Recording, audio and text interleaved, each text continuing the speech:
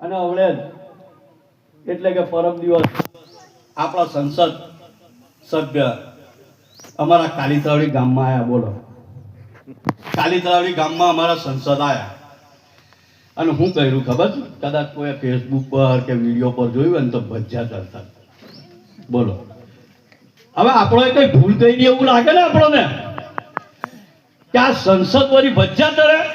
ઓલા ઠેક વડોદરાથી ઉદયપુર જતા લગી તેને રસ્તામાં આટલું મોટું પુલનું હાનારત થયું, તૂટી ગયો, લોકો ફરી ફરીને જાય, લાખો રૂપિયાનું ડીઝલ વેરફાય, આ બધું વેરફાય અને તે એને નજરમાં ના આવે અને કાલીતળાવડી ગામમાં એક મુસ્લિમના ઘેર જઈ અને એક ભજ્યા કરે.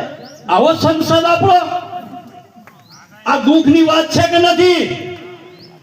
છે કે નથી? હાથ ઊંચા કરીને કહો, આ દુઃખની વાત છે કે નથી? આપણને લાગે છે કે નથી લાગતો કે મારો મત ને ખોટી જગ્યાએ નાખ્યો છે? નાખ્યો છે ને.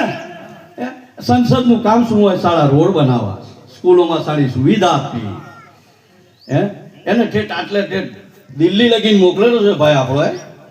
આપણો સંસદ છે, આપણા બધાનો સંસદ છે.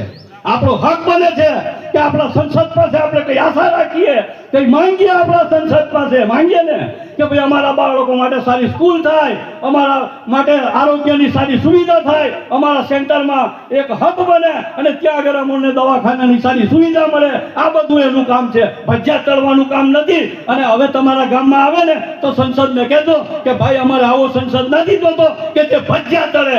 અમારે ભજ્યા નથી તળવા, અમારું કામ કરવા માટે તને મત આપ્યા છે અને અમે તને કામ માટે મોકલેલું છે. બરાબર?